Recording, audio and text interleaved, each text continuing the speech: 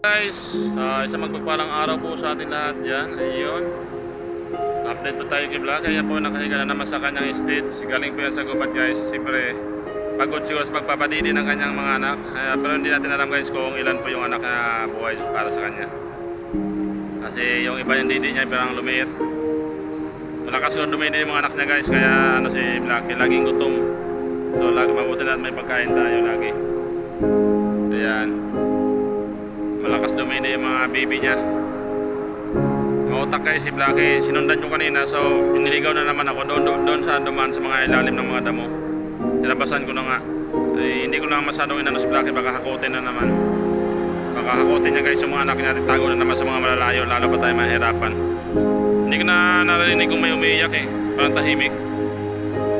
Pero sa tingin ko guys, buhay ang mga anak ni Blacky kasi lagi siyang pupunta doon sa gubat. Pero ba, pag nakakakumain siya ngayong sa tanghali o sa umaga, balik na naman siya doon, takbo-takbo. Pag sa gabi naman, kakain siya dito, tatambay muna, tapos alis naman siya. Yung pag-observe ako guys kay Blacky. So yan, update po, shoutout po sa lahat ng mga solid supporter dyan, subscriber sa ating mga sponsor para kay Blacky. Maraming salamat po.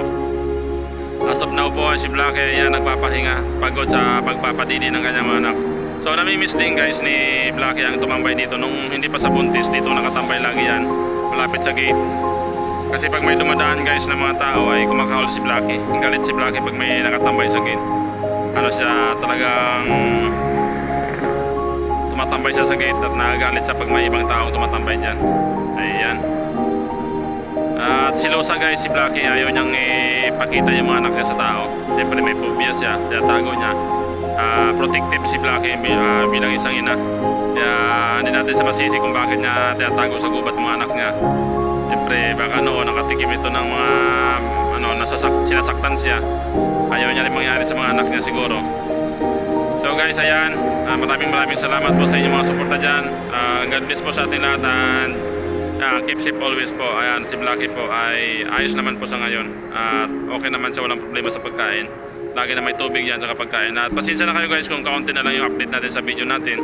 Hindi natin si Blacky na fokusan na yan sa pag-upload ng video kasi baka magsawa na rin kayo kasi marami nagko-comment na puro Blacky na lang yung laman ng video ko. So hindi na ako masyado nag-update si Blacky. Pero huwag kayong mag-alala guys, basta mag-update ako sa isang araw, meron tayong mga i-upload ng video. Kaya maraming salamat po guys sa inyong suporta dyan. God bless po sa ating lahat.